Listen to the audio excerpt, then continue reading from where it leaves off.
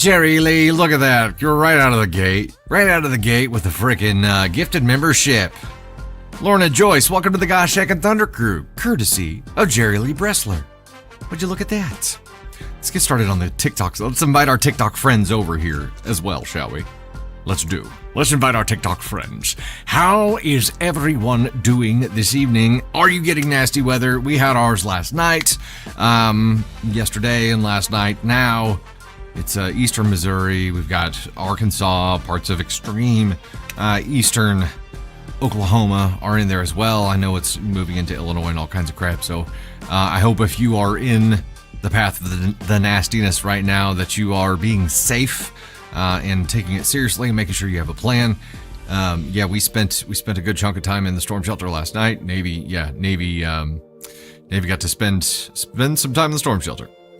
Unfortunately for her, 5 minutes after getting in there, she did I really have to pee. She made it. No, we didn't have to use the bucket, but there was a minute where I was like, we might have to use the bucket. But no bucket. A bunch of people in the path today. I know it has been a very destructive system. So I hope everybody has been safe and is staying safe and is taking it seriously.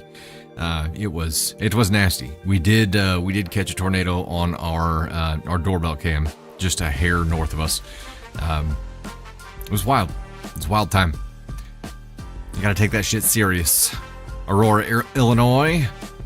Are you in the path of what's coming through right now, Christine? It has been no bueno. I know that much. Let me pull my radar. I use the Radar Scope Pro, which has a ton of really good information in it. Let's see here. Goodness. Gosh dang, that system is just bonkers. Yep, up there, Farmington, Piedmont, heading to Poplar Bluff. So southeast Missouri right now. It's wild. Flora has active moonshine, Terre Haute. Man. Matthew Cox, member 23 months, got pummeled by hail between Springfield and Ozark around 5. Dang. Really? Around 5 yesterday?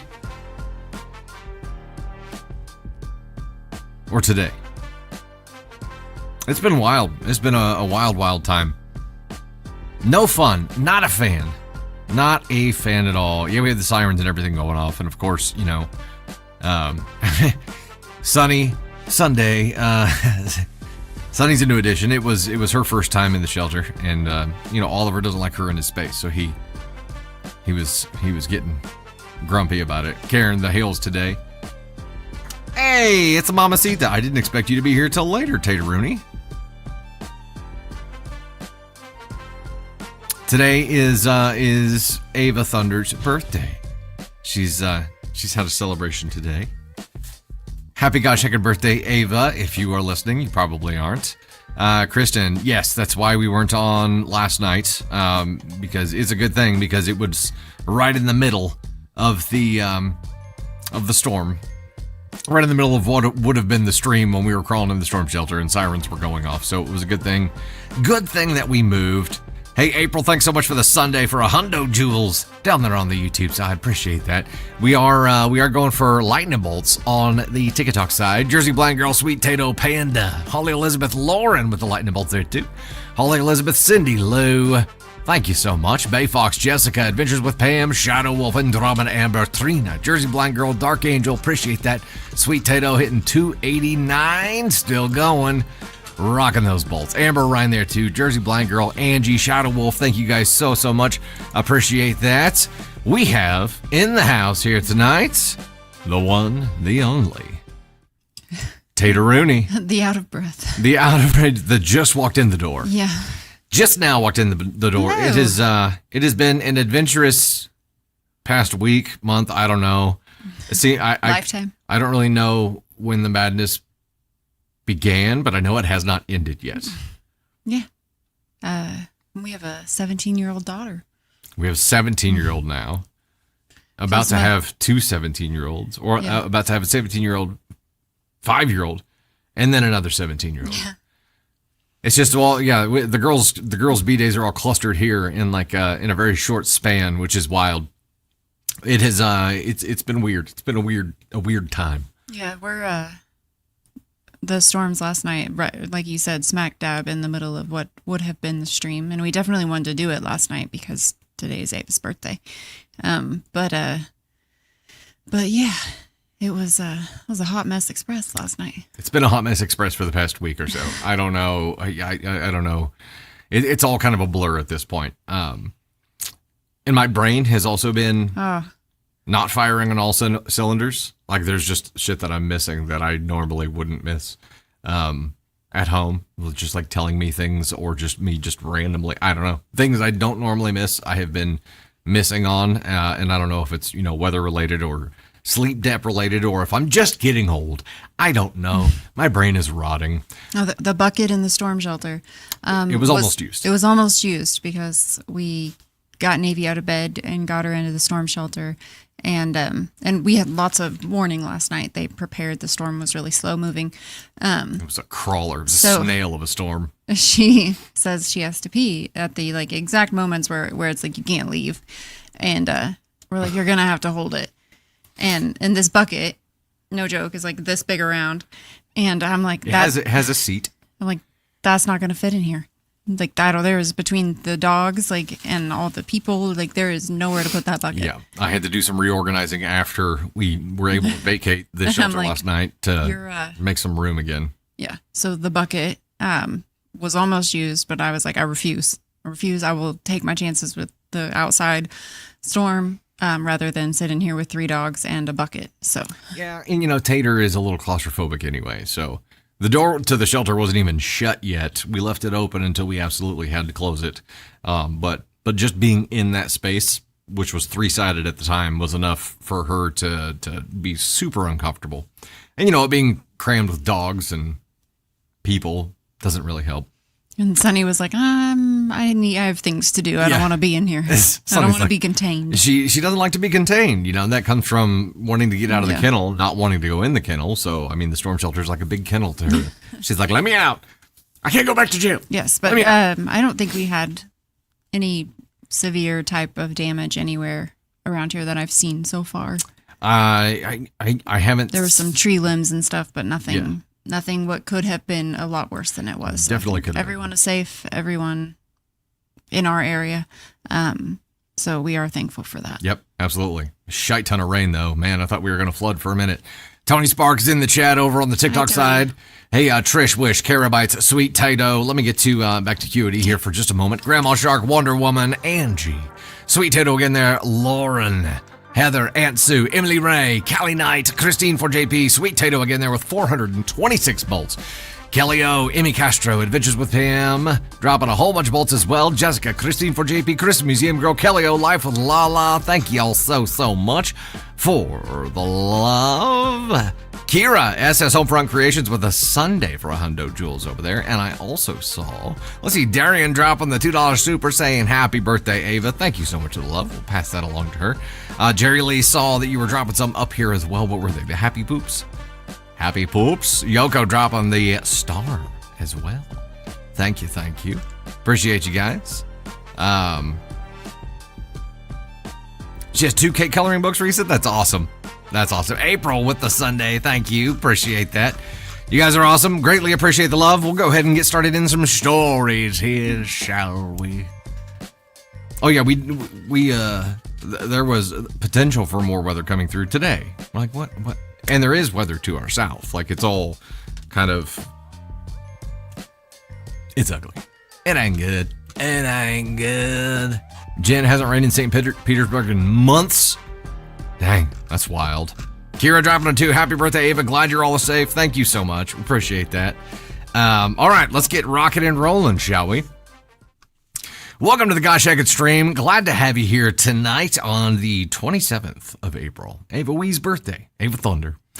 Coming up, we have stories about offering money with strings attached, wedding drama, jewelry that ruins the bride's day, refusing to pick up your child from school and getting mad when someone else does it, micro-influencer coffee drama.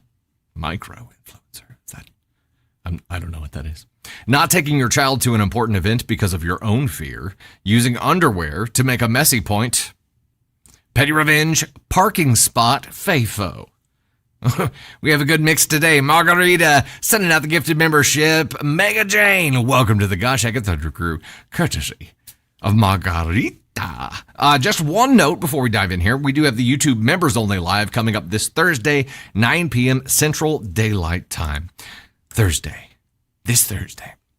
Supposed to be last Thursday. That ended up getting punted, so definitely the madness was going on last Thursday. Of course, today, be kind, don't start none, won't be none, don't spoil stories. We have mods at the ready. Mods, thank you so much for your service. We love you. Let's get rocking and rolling, shall we? Let's do this. Here we go. First story of the day. Hey there, it's Dusty Thunder with a story for you. This is Am I the Astronaut for taking back the money I promised my daughter for her trip after she refused to watch her younger siblings for the evening? It's a complicated one. I don't think we can do a poll for that one. Am I the astronaut for taking back the money I promised my daughter for her trip after she refused to watch her younger siblings for the evening? I have so many questions before I could even guess at a verdict here. Let's dive in. My daughter Zoe, 17, has been planning a trip with her friends for weeks and asked for my wife's and my help with money. I promised her that I'll be paying for her part of the trip, which is about $80 from the stuff she needs for the trip, food and other expenses. Zoe appreciated this a lot since she normally pays for trips and other fun things with her own money, but she left her summer job not too long ago. 2 days ago was my wife and my wedding anniversary. We planned to go out and celebrate in the evening, and I asked Zoe if she could watch her younger siblings, 3 and 9, while we're out. She said, "Sorry, I have plans for tonight." I asked her to elaborate, and she said she wanted to meet her best friend at a party before she leaves town, as her best friend will be moving away this month.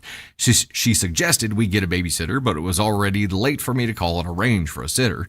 My wife suggested calling my sister, but my sister has enough on her plate to be watching our kids. I tried to convince Zoe to skip going out and watch her brothers, but she refused and said my wife and I could stay home and celebrate, but I told her we already reserved a table at the restaurant. I was getting pissed. I brought up the trip that I was paying for and told her I will take the money back if she refused to watch her brothers for the evening. She said no, and I told her, she said no, and I told her no trip then. Unless she gets the money herself because I'm no longer paying for it. She screamed at me, calling me unbelievable for taking the money back just because she wanted to attend her best friend's goodbye party and not wanting responsibility for her brothers. I refused to discuss it. I took the kids to my mother's house and left. My wife said I was too harsh on Zoe, especially since it's not her fault. She doesn't want to be responsible for her brothers in the evening. I was puzzled. I told her it's just one evening, but my wife still thought I punished Zoe over nothing by taking the money I promised for her trip. Zoe isn't speaking to me and is cold shouldering me because of this. Edit, I just checked the comments and some were asking why I notified her last minute. This is because I assumed she'd be home like usual, so I never thought of needing a sitter. That was my big problem with this. You spring this on somebody last minute and then expect them to just acquiesce to your request. You expect her to not have a life. And also, what's with the... I said, screw it, and I just took the kids to my mom's. Oh, so your mom was an option this whole time? You did have a backup plan. You just didn't want to do it. No, I think if you said we already had a table reserved, but you didn't have childcare locked down. And I don't think you reserve the table until you have the childcare locked down.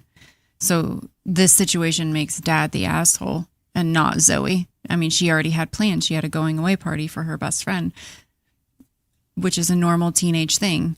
And I feel like you can ask your child at that age to watch their siblings. You should ask. You should ask ahead of time, but if the answer is no, the answer is no. Like, you can't force them to do it. At that point, you're stepping into parentification. And I think Dad just didn't like being told no by someone he thought he had authority over because he gave her $80.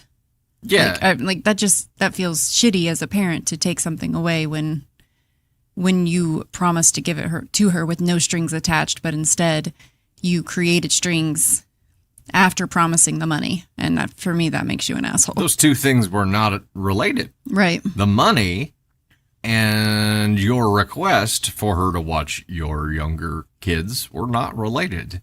You just pulled it in after the fact because you were throwing a little tantrum. Yeah. And it's not okay. It's not okay, Dad. And you know what's even worse here is that your wife is like, you shouldn't have done that.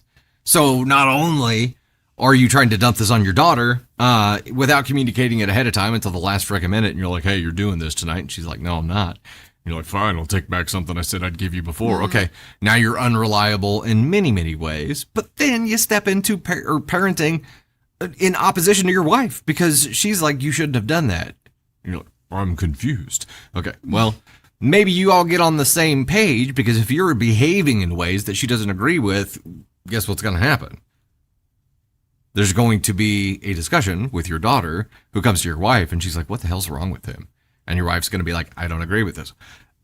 Maybe she does that openly. Maybe it's something that is, I don't know, but you have no one backing you here except for maybe your mom, who allowed you to drop the kids off with her and was apparently an option the whole time. I'm grumbly about it here. If I'm this 17-year-old kid and somebody tries to dump this on me last minute, and I already have plans, then sorry. Yeah, as mom and dad, if something like this would never happen in our relationship, but if something like this did happen, there would be a huge conversation behind the scenes, because I feel like as a parent, this is overstepping and not teaching great behavior. Yeah. And I keep seeing this in chat, but you know what happens when you assume. Yep.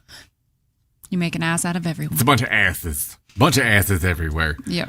Hey, Emily, thanks for the $10 super on the YouTube side. New live listener, super random, but wish I could show everybody the new romper I just finished sewing my 2-year-old niece. Hope everybody had a great day today, even if it's Monday. Thank you so much for the love. Appreciate it. 2-month-old. 2-month-old niece. Yeah. Oh, okay. Well, yeah. That's so cute. That makes sense. Yeah, that's awesome. I wish I had those kind of skills. Yeah, very cool. Hope mom gives her the money, Trisha. Ooh. Katie Mae, that's how we do it too. We give the option to our teens, and we pay them for watching Navy if that's the case. But if they already have plans, it's on us to figure out childcare. Yeah. Or if they decline or have whatever working, like, it's on us. And I think putting it on your older child is just, that's just not how we run it. So it's a little bit weird that either this is something that just normally falls to dad to secure sitter for the kids when they have stuff like this going on, or it was just last minute and nobody planned ahead. Maybe it was his year to plan the anniversary. Maybe something like an anniversary, you definitely plan ahead for, and you're like, hey, yeah, we need to secure somebody to watch the kiddos that night. What are our options? You probably tackle that as a team, if not at least communicate to your partner where the children will be and who will be in charge of their safety, right? And that would have been a great opportunity to be like, oh, I don't think she's available that night. I think she has something going on. Right. Okay, so dad definitely whiffed here. Where would you put Faja? He annoyed me, so like, but Ascon 2, I think, is where he belongs. Yeah, I think he probably belongs at Ascon 2 as well. And yeah, chat, there's a lot of talk about Ascon 1, and if this is something that happens often, or if this is a parenting and opposition thing that he just disregards his partner's opinion on, possibly. This could easily escalate to an Ascon 1 situation. I think we're at 2 right now. Dad, start communicating ahead of time. That way there are no surprises for anybody. I would highly recommend communicating with your spouse before, marching over to your teenager and trying to dump it onto her. And that would probably be a good filter to run things through, so you have a chance to avoid these kinds of situations in the future. Just a thought. Just a wee little thought there, you know what I mean. Dr. Sweets and the Hizzy, welcome in. I sent you a message today, by the way. I sent you an email. You are our top gifter last week. We had a private call scheduled. And if Mackenzie happens to be over here on the TikTok side, she was our top gifter, and sent a DM to her as well. Canadian Shadow dropping the rose. Michelle with the lightning bolts. Violet. Joyful Banshee, Kitty Cat Queen, Michelle again there. Bree, Nashe, Trish Wish, Shaz. Lovely Lisa, Kitty Cat Queen, Rhonda Floyd Brady, Katie Mae Buttons, Lovely Lisa again there, Ms. Billy, Vanessa Rivera, Sarah Maracuda, dropping all the stuffs. Vanessa again there. Michelle P with the rose. Thank you all so much. Appreciate you. Wonky in the house. How are you? It's been a minute. Alida, beautiful rose. Dark Angel, thank you so much for the love. Shaz, the fact that grandma was available and he punished daughter for being busy makes him ask on one. Brozo for you. That's understandable. If we had more context on the whole grandma part of this, it might it might escalate. It's that context for, is this a repeat offender kind of thing, you know? Labyrinth, it's final time, brain hurts. I've heard that from a lot of people. Finals. Do you remember finals, Tater? Yeah. I hated finals. College or high school? We didn't really have finals in high school, I don't think. Not that I remember anyways. Not like I did in college. Yeah, the college ones are definitely more memorable. The college ones were just, it's like... You have to numb your brain in order to prepare for it and then just hope. Also the tests, I drove by the college that you and I went to the other day, and there's like a building there where I had to go take like my end of college like exam or whatever it's called. Yep. And I was like, ugh. Like that exam, like sitting through it. It was like the ACTs all over again. ACT's fun. Yeah, that's yeah. My school didn't have it, or my high school didn't have anything like that. No finals or semester things. Or yeah, no, it wasn't. I will say homework way different now. Mm-hmm. Also, you know, everything's done on a Chromebook and not with like, which I find sheets of paper and thick ass heavy books. That would be excruciating to me to have, and maybe it's just a generation thing, but to not have a textbook in my hand to be able to read. I don't know if anyone else learns like that, but I'm like, I need the book. I need the index of the book to look up what I'm going through and like writing it on paper as you're reading it to be able to get that tactile 100% experience. Yeah. 50-pound backpack in high school versus now. Yeah, we were rucking it before in school. Now now they still have a ton of crap in their bag. It's just different crap. Completely different.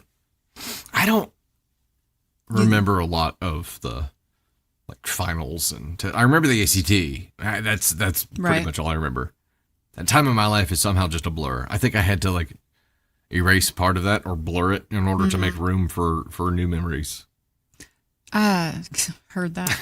I wonder if they, like in college, part of your fee was like the books and you had to buy them, and they were heavy. They were big books. Yeah. So is it different now? Are they saving money because they don't have to buy books? Well, that's what my question. I don't know if anyone is currently in college. College students. Do you have to buy books online, like a digital book? Didn't you? You bought books and then you could sell them back to the bookstore at the end of the year, right? You could, yes. Which was a racket, right? It's got to be, you can do either by my sign name. Okay. Still have to buy books online, digital, to buy a digital book for $100. Oh, wow. So you're like not so it's more anything. of a racket now. They're like, they're like, here. Just as expensive. Buy this Air. I mean, I get it, but at the same time. Ebooks Mystery Opera.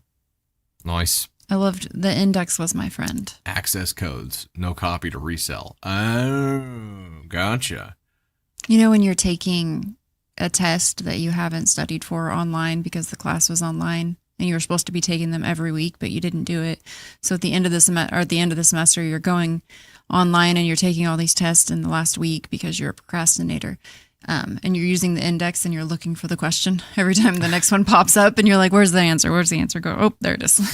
I don't remember that either. I think I only had one online class and I learned my lesson with that online class. I'm like, okay.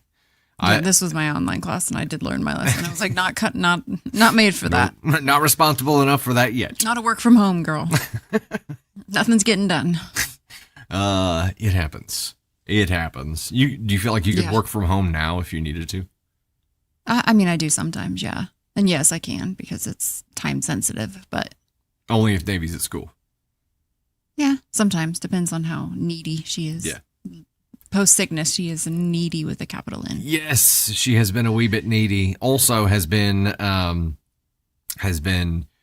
trying to understand the whole today is someone else's birthday concept, which is tough for an almost 5-year-old, right? Really, really tough to grasp. Oh, I bet, Queen Unicorn. Her time is coming. It's coming. Yes. Hubby graduates from online college in a couple of weeks. Anchor, nice. That's awesome. Wonder Woman, you had all open book tests. Well, that's cool. I loved my math classes.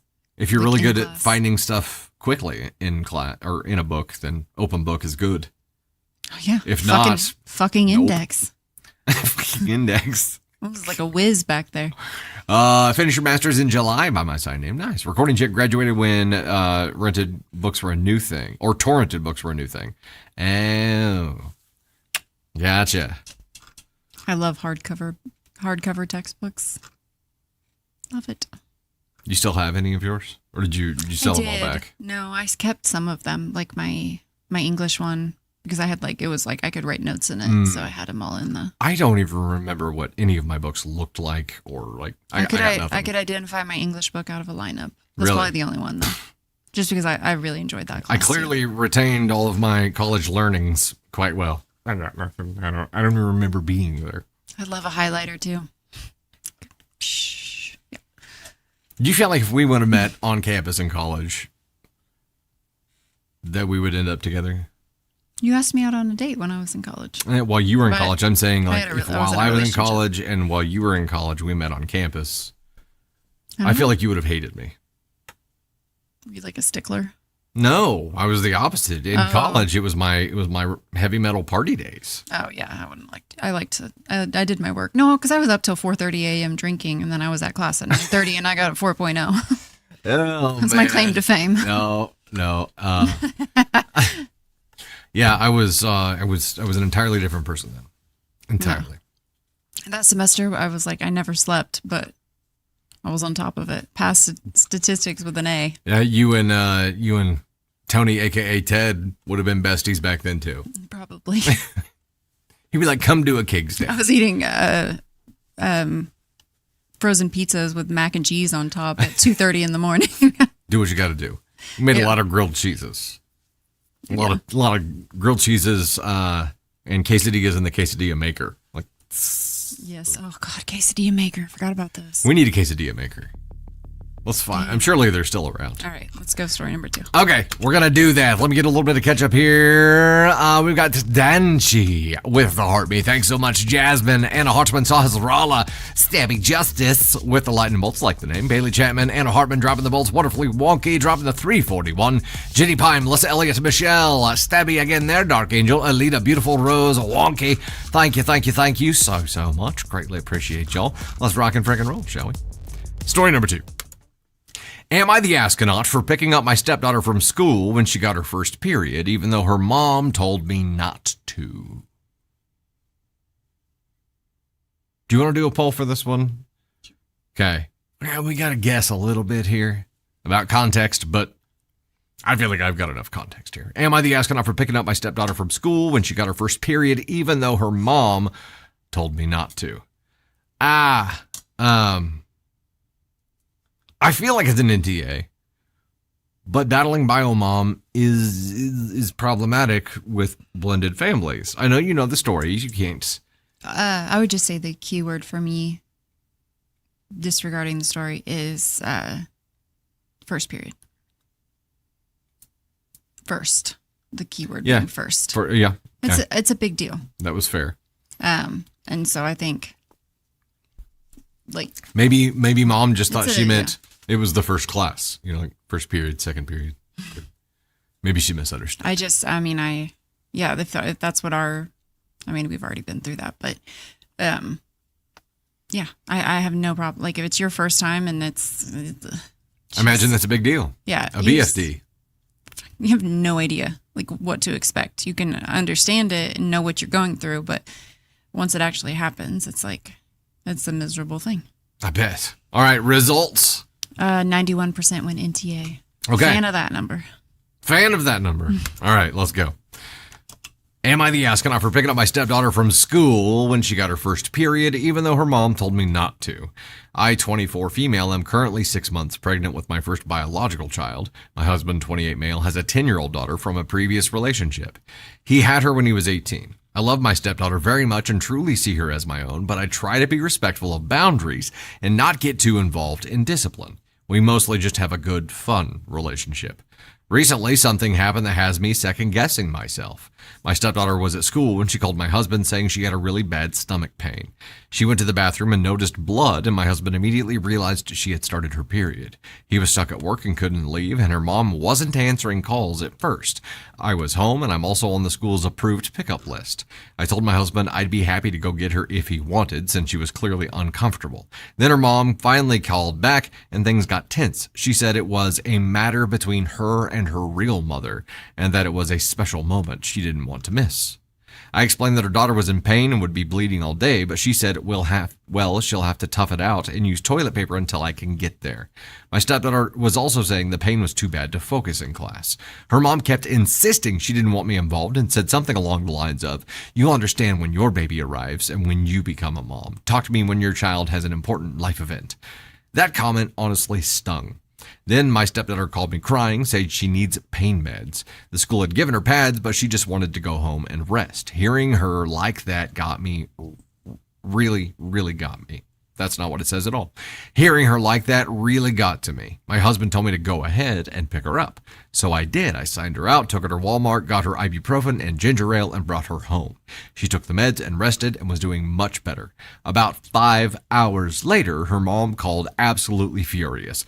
She said the school could have handled it, that my stepdaughter missed her after-school program, and accused me of trying to be a better mom than her. She also said we had an agreement about boundaries. I told her I wasn't trying to replace her, but that her daughter was in pain for hours and is now feeling better, which should be what matters. She responded with, "You parent your kid, I'll parent mine," and hung up. Now I'm stuck wondering if I overstepped. My husband says I did nothing wrong and that he's glad I helped, especially since I understand what painful periods can be like, but her mom's words are really getting to me. Am I the astronaut? Top comment. Your husband needs to call her and tell her he told you to do this. That he as a father hearing his daughter is in pain told you to go, and that if she still has a problem with him putting their daughter's needs ahead of her wanting to have a bonding moment over blood, pain, and fear, but only at a time convenient to her, she can take it up with him, not you. You did the right thing, but don't engage on this anymore. This is between your husband and his ex. Leave them to it. I 100% agree with this comment. Like, why is she coming at you whenever this is something that if you're getting into like only the official bio can parent, okay, well, he made the call. So it's between you two. And she was an extension of that call because she was able to pick her up. But yeah, he made the call and she just executed it. But also, like, Mom, your child is 10, which I think is young for that to happen. I mean, not too young, but like that's a young age. And then to be at school, which sucks in itself for the first time. And then for 5 hours, like no, if someone is offering to help your child in a way and you know that they're going to be cared for like properly, then you let them do that. You let them help because that's what's best for your child. And I think she had her interests top of mind and not her 10-year-old daughter. And that to me is like, if you have someone there that can definitely take care of your daughter and walk her through this, like, fucking allow it. And be thankful, not shitty. Oh, you've got somebody who's great to your kid. How much better is that than the alternative? How much of this is how much of this do you think is mom being salty about OP being pregnant? Yeah, I mean, based on the jabs, it kind of feels like that. You parent your child, I'll parent mine. Right. We also don't know how long OP and Biodad here have been together. She's 6 months pregnant. We don't know how long they've been together, and it could be it could be in that early phase of co-parenting. And this could be her first time running into it. You know what I mean? And you know, that being thrust upon parents is a really tough thing for them to deal with, but you can never be selfish, especially if being selfish here put your child in pain. Like, you're willing to sacrifice your child's well-being because you want the special moment Okay, well, the special moment is you being an asshole. Congratulations. Right. There's going to be a lot more of those. I got a feeling, so it ain't so special. I can't. I would not do this to my 10-year-old. There's just no way. No. Like, if something was preventing me from being able to pick her up in that moment, and you have someone right there who's ready, willing, able, taking her to the store, buying the things that she needs, stepping up in a way that's like part of your village, like get out of your own way, Mom. That's like, amazing. And I understand like that's hard to step aside and allow someone to step into that moment, but it's not about you. It's about your daughter. And I feel like she didn't do that. Like she didn't put her daughter first. No, in that moment. it's still about her. And this immediately makes me think of, there are those people who, friends, family, mostly family, who will want to spend time with your kids, but only to fill up their cup, and not because it's like truly about doing anything worthwhile or helping or spending like true quality time that's beneficial for the kid. It's just so they could feel better about themselves. That's who this mom is. And as a bio mom, that's a shitty spot to be in. Yeah. I don't know. It's icky. Icky Vicky. It's Icky Vicky. It's Icky Vicky. Not a fan. Yeah, I don't like it. I don't like it. No, and all she's doing is alienating her daughter and strengthening the bond between her daughter and OP. Yeah. Who's the person who cared and actually looked out for her, who had her back and who didn't. Yeah, I agree. As a parent, it's like it's hard when you can't show up when something is going on with your child, but man, as a woman, like periods suck. You know that. Period. And now your daughter is experiencing that, and you had the option to make it a little bit easier on her for her first time. And I feel like that's not something you really forget. And for me anyways, like I remember how my mom acted in that moment, and that's something that I carried through to my kids because it meant something to me. So I feel like it's a moment. It's a moment. It's a moment that's locked in. Dads don't really get that kind of thing with sons. Be thankful. I would say it fucking sucks, and it feels like it never ends. My role there is, what do you need me to go get? Like I can run and go get things. We had this conversation in the past week too. It's like I can be the runner and I can be the dishwasher. And that's about the extent of my helpfulness when it comes to things, just general things, stuff. Okay, so this is an NTA for us. Yeah, 100%. NTAOP, you did the right thing. You did the right thing for your bonus daughter in this chasm that her bio mom is trying to create between the two of you is only going to backfire and already has. So I do agree with the top commenter, though. You need to this needs to be something that your husband handles communication on, right? Because his ex is being hostile with you. And I'm sorry, you don't get to do that. So it's official co-parent communication. There you go. Do what you need to do. That's between the two of you. I'm the facilitator of picking up slack here in OP's shoes. Don't come at me. Right. I agree. Let me do a little bit of catch up and then we will dive into story number 3. So Hasrala drop a bolt third, Charlie Diego, or our bolt go reset itself. It's still broken. Susan RS drop a bolts, Jenny M, Caitlin Pelletier, Art. I screwed it up. Pelletier. Caitlin Pelletier, Art. That's probably not right. Irene Joy, Christine for JP, that Alaska girl, Jocelyn, Dawn Kilmovitz. Are we doing this again? Irene Joy, I know. Yeah, I'll just leave it alone. Jocelyn, Camilla, Jelly 5, Candace with an I, Cassie, Debbie Anderson, Sky's the Limit, Just Mags, Jelly 5, Sahasrala, Jenny with the ice cream cone, Trent. Thank you guys so much for the love. I'm sorry. I just, see, brain ain't braining. It's just not.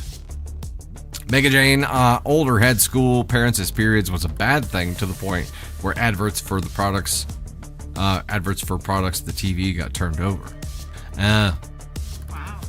Wow. Yeah. So you had like a like a medieval toss you on the outside of town until you stop bleeding kind of kind of environment. That's not cool. Yeah, I imagine having a mom as a nurse comes in handy for that kind of stuff. All right, let's go. Next story. Am I the astronaut for ruining my sister's wedding by wearing the heirloom jewelry she told me was lost? This we could do a poll for. I feel like I know where it's going to go. Maybe not. I don't know. Am I the astronaut for ruining my sister's wedding by wearing the heirloom jewelry she told me was lost? Okay, I'm going to operate on the assumption here that this is not jewelry that the bride planned on wearing during a ceremony. It's just heirloom jewelry. Didn't know I was on screen. Surprise. I was responding to Elisa's comment. Oh, I'm making the assumption here that this is not jewelry that bride planned on wearing. If it is, and OP grabs it out from underneath her, that's a little bit of a different thing. I couldn't say. I know you can't say. I know you can't say. But if it is jewelry she planned on wearing for the wedding, and then OP snagged it out, that's probably a big deal. I don't know if it's an asshole-ish thing. We need the context on it. I don't know. 10 seconds left on here. It's an IDFK for me right now. Maybe it is an ESH. That's probably a safe bet. 2, 1, and results are 64.9% when ES or NTA. Sorry, there's a glare. And 21% when ESH. So NTA took it. Wonder Woman, candy face captions. Every time. Always. Every time. All right, let's go. Am I the astronaut for ruining my sister's wedding by wearing the heirloom jewelry she told me was lost? I, 25 female, have a sister, Chloe, 28 female, who just got married this past weekend.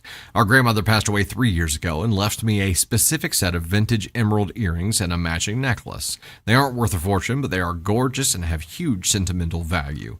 6 months ago, Chloe asked to borrow the set for her engagement photos. I agreed. When I asked for them back a week later, she got very quiet and told me she had horrible news. She claimed that she had left her gym bag in her unlocked car for 5 minutes and someone stole her bag, which had the jewelry box inside. I was devastated. I cried for days. She was apologetic, but she also kept saying things like, "It's just stuff, OP. Don't make me feel even guiltier than I already do." Eventually, I forced myself to move on.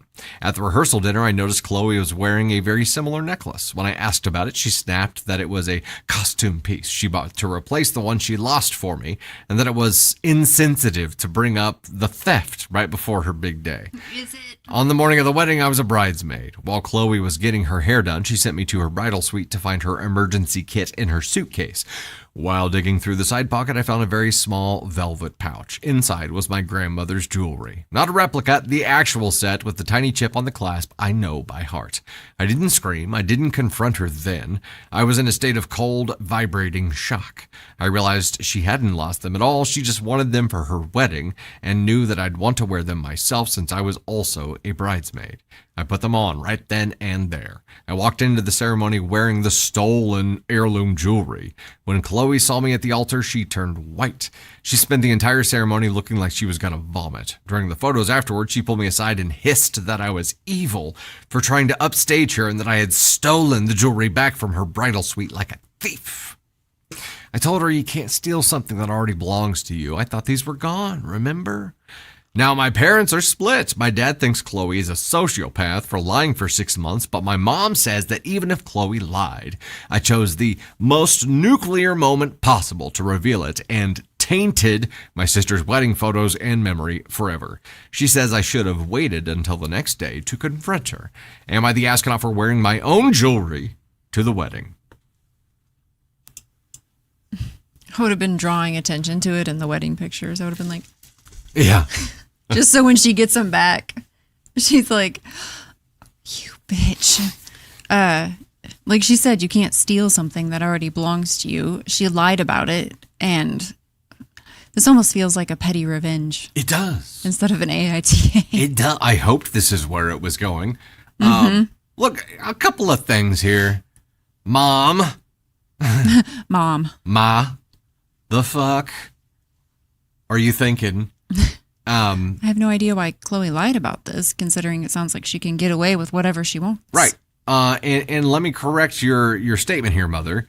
Chloe chose the most nuclear moment possible to make this possible. Truly. She brought it. She had it in a bag that she asked OP to go rifle through. Fafo. Do you think she wanted her to find it? No. I don't think so, because she turned white as a ghost. And Or just forgot it was in there? Oh, yeah, totally forgot it was in there. And the second point to this is, you could tell by the way she reacted, she cared more about that jewelry than she did the fact that she was getting fucking married right then. Like, why not just give them back and then borrow them again? Because she wore them to the rehearsal dinner. It sounds she wore like a necklace, and then pretended it was like it was a costume, a replica. Piece. Yes. Mom probably encouraged the theft, Karen. Oh no. Interesting. I'm sorry. Like, yeah, you got exposed at your own wedding. That sucks. Guess what? If you don't have anything to get exposed for, you don't have to worry about that kind of shit at your own wedding. I think she tainted her own wedding day by stealing something in the first place and then putting it in her freaking go bag. And then sending her sister to her room. What other stolen items are in that bag? You found your stolen shit. How many things has she stolen from other people? This is her theft bag. Exactly, Carrie. FAFO. Planning on lifting something from the fucking wedding venue, probably. She just brought the bag of all of her stolen shit so she can be consistent with it. Ross Geller in a hotel. She's lifting light bulbs and toilet paper. Right. The remote, off limits. The batteries, free to take. It's a booster bag. Yeah. Dude, she's like, Dr. Sweet's dropping the 5, said, let me say it like this, bride robs a bank. The police get the evidence and arrest the bride right before the vows. Are they the assholes or following the law? Right. Perfectly said. Now just tell your mom that, OP. But Dad, on the other hand, is like, yeah, she's a sociopath. Maybe the mom has always made excuses for her, and the dad's like, I'm just sick of listening to it. Probably. And now the dad's like, now we have like high-end, expensive, high-resolution photographic evidence that she's a sociopath, because look at her fucking face in these wedding photos. She looks like she's about to shed an emerald. Meanwhile, her husband's here like... He's like, I can feel the tension. It's happening. And I have no idea what's going on. She's going to make me go steal shit again, isn't she? Yeah, no, sorry you're a klepto and you got to have it at your own wedding. OP better keep this set under lock and key, because I wouldn't trust Chloe to be in the same room and not try to steal it back. Yeah, all your belongings. Fucking hide your silverware. I'm surprised that she didn't try to rip it off your neck. Like, if it wasn't in front of a crowd, she probably would have, right? She probably would have. Now, this is interesting. Raina, Sis was probably trying to take it on the honeymoon so she could wear it where OP couldn't see it. I'm sure there would be photos of that as well, but she wore the necklace right in front of her at the rehearsal dinner. I think she's just getting ballsier and ballsier. Maybe she's like one of those people that likes to steal things for like the rush and then like wear it and like push it, see how far it can go. Yeah. Or I think her story probably was, you know, she had the replica necklace. Or she just wanted it. At some point, she was going to be like, oh, I actually found the replica matching earrings as well. Like, it would just keep growing until she had the whole set covered with her fib, her charade. And OP was like, no, I know you're a fucking liar. This is what's happening. This can't be the first time. No way. No way. I feel like this was the only time to expose her. Because number one, she can't take action right then. And it's going to be the one thing that maybe creates enough pain to cause some change with her, right? Now she's going to have to look at her own janky ass face in the wedding photos for the rest of her fucking life and be like, why am I like this? Oh no, OP will be blamed with a capital B. They're going to ask the friggin' photographer to Photoshop OP out and to fix Bride's face. Like, she's going to be blamed. Even the mom was like blaming OP for tainting it. I think you have a bigger problem on your hands. Also, lock your jewelry box. Yeah, no kidding. No kidding. Now I'm wondering, whatever jewelry Grandma was buried in, you better make sure she actually made it into the ground with. Exhumation. Yeah. Exhumation.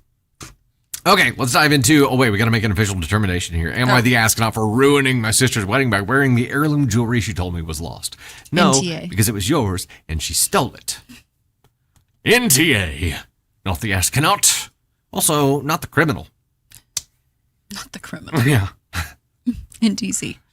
It's like she couldn't reveal herself at the wedding because then her new hubby would know that she's just a petty thief. Good gravy. All right, let's do a little bit of catch up here, Risa. Can you feel the love tonight? Can you feel the love? Not the assailant. Tonight? There you go, Guy. Not the assailant. I like it. Susan, it can't be the first time. Can't be. Can't be.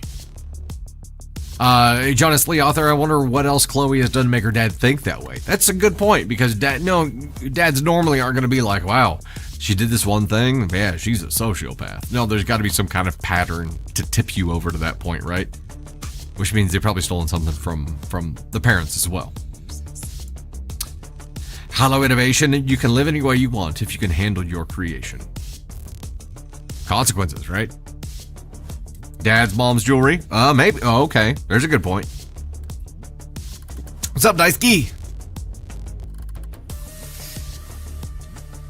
Still had ass in it. It works. Indeed. Indeed. All right, so next story. Let's rock and roll here. This story, Tony wanted credit for, so this is compliments of Tony Spark. Tony Spark, he's probably Watching from. lurking right now, just waiting for us to say his name and give him proper credit for the story. Yes. And how far into From is he? And is anybody else watching From? Let's talk about that for a second before we dive back in. Yes. Well, I know you are, obviously. I'm obsessed. Who else is watching the show From? Me. You already voted. It is a good show. I had trouble getting into like rewatching it in preparation for the new season, but yeah, there's some escalation here. The show is just called From. Just From. FROM. And it is on. I love it too. I love puzzle shows like this. Is it Paramount Plus? No. I'm sorry. MGM. Oh yeah, MGM. We watch it on YouTube TV. Trying to get through the Big Mistakes right now. I don't know that I've heard of that. Me too. The show From, if you like kind of mystery thriller kind of stuff, is worth checking out. It's like a supernatural mystery thriller kind of thing. It's really good. Also, I had no idea. What is his name? It's like Harold something. I can't remember his last name, but it's the main guy in From was Mercutio, I think, from Romeo and Juliet with Leonardo DiCaprio and Claire Danes. And I didn't realize that until he posted a video on his socials. And he was like, Dad, what were you like in the 90s? And then it showed. And I was like, mind blown. Because he was on The Rookie, too. Yep. Oh, yeah, that's right, Christine. That's a new Dan Levy show. Big Mistakes. Yes. That's on our list, too. We haven't watched it yet. Tony watched it and loved it. Loved every second of it. Yeah, he binged it. Addicted to Paradise right now. Yes, the show is just From, just one word. Just From. Yes. Watching Blacklist right now. We went through a big Blacklist era. It's good. Blacklist is good. Yeah, Brittany, it's called From, just FRUM, just that word. That's not how you spell From. FROM. Oh, did I say you? Yes. From. FROM. I should have just let it roll. Go on without me. I can't. I'm not a good reader. Go on without me. I was listening to him read today, and Tony and I were both like, he's just got the voice for reading. Like, it just sounds good when you read. Me? Yes. It's because I try really hard to sound good when I read. I'm kidding. I don't. I try not to sound great. bad. You have a great voice for reading. It's perfect. You didn't even question how I spelled it. It's like, yeah, that's right. FRUM. From. Victor From. That's where I'm at. Okay, let me get a musical interlude here. Victor From. I accidentally hit the cake button for a second. From. Oh my God, it's him. It's Victor From. Wait, John Hesley said that's the Jomo spelling. That is absolutely the Jomo spelling. Based on what we saw today, I wouldn't be surprised. So don't trust me for any spellings today. Phonetics, nothing really. I'm sorry. Yeah. We had someone doing what are they called? Whippets. Yeah, whippets. In the. I don't know that we're allowed to say that, but. Okay.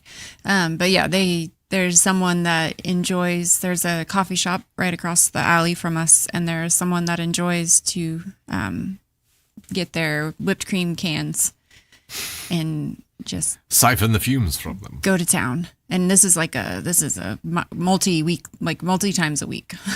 Multiple times a week? Yeah. Multiple times a week. I guess it's the coffee shop dumpster. Yes, it's where there would obviously be, whipped cream cans. Yeah. What is it called? What's the coffee? Joplin Avenue Coffee Joplin Company. Avenue, yeah. Jack. Yeah, he's no, they are not in high school. No. Yeah, the fumes. Yeah, I mean, but this is it's the same person, and he knows exactly when the trash is going out. Like we see him all the time. I'm like, that's just his thing. It's his thing. It's on his route. But I'm like, yeah, yes, 100%. And I'm like, at this point, like we know him.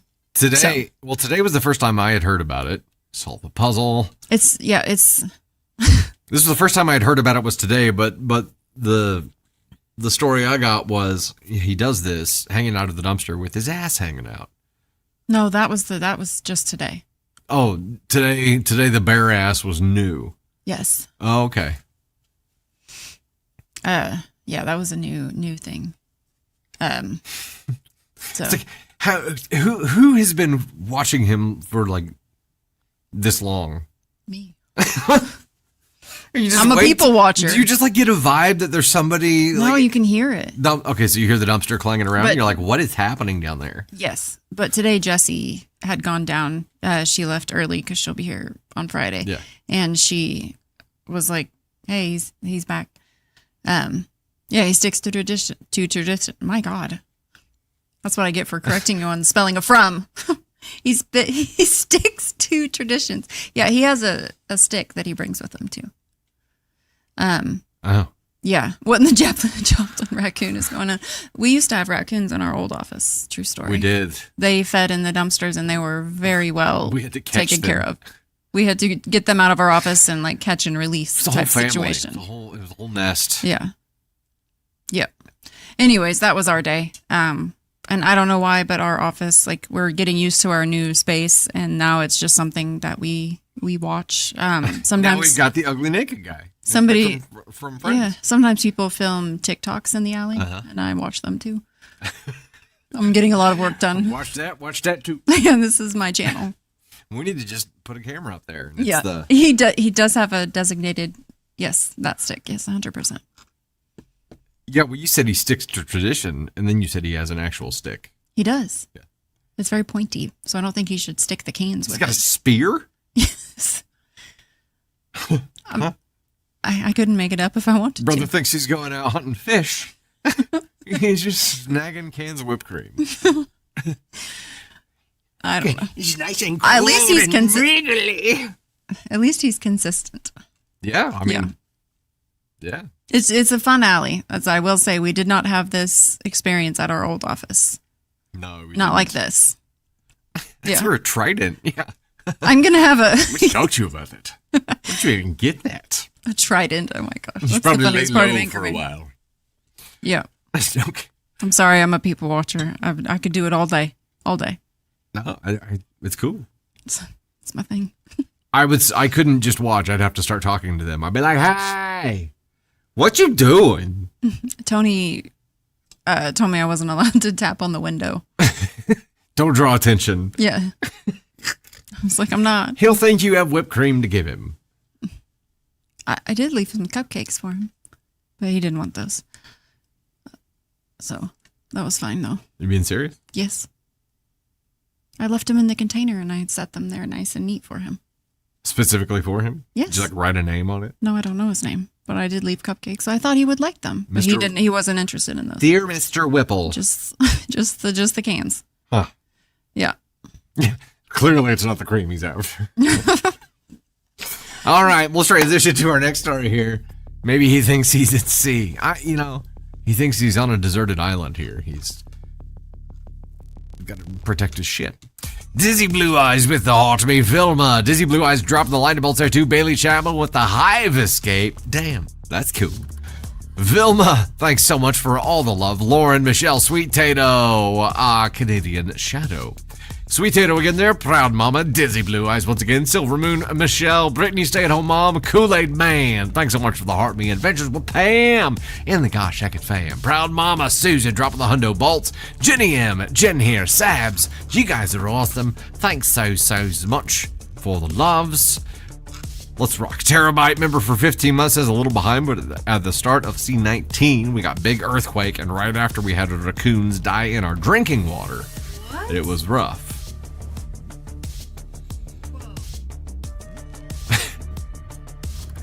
My parents had squirrels in their pool. That's the Midwest version of that. Okay. And it was pretty gross. They were very bloated. That's an interesting, thing to jump to. It was not drinking water though, so that would be a lot worse. It was very much like a Forrest Gump confessional kind of thing. And we had raccoons die in our drinking water. One time my mama had squirrels drown in her poo. They bobbed along. A bat was in there once. I'm not making this up. It's true. I got a little Jon Snow out of that one. A bow. A bat. Will you ride the battle with me? Okay. Here we go. I'm sorry.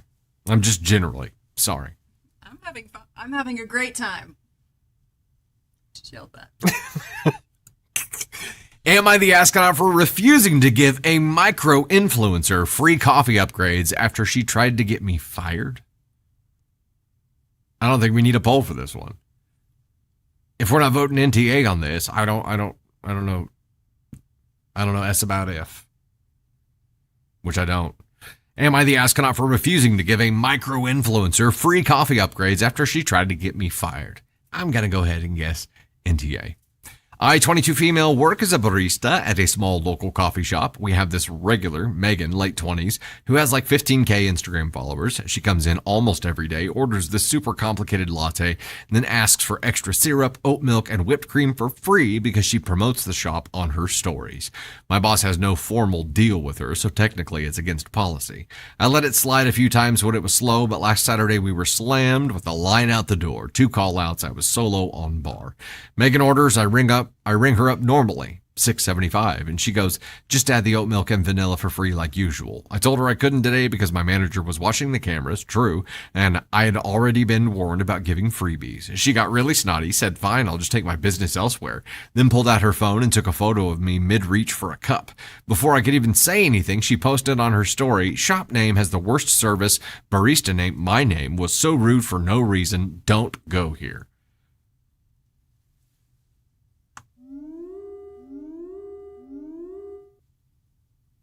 Within a few hours, her followers left three 1-star Yelp reviews specifically naming me, and 2 people came into the shop demanding discounts because according to them, they saw what I did.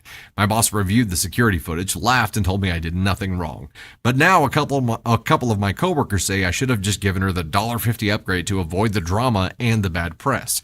The owner is staying out of it, but Megan keeps commenting on her Instagram post with, remember when your staff harassed me? Okay, Megan. I feel like I was just doing my job and enforcing a policy she knew about, but the shop lost a few regulars who saw her story, so maybe I should have just let it go.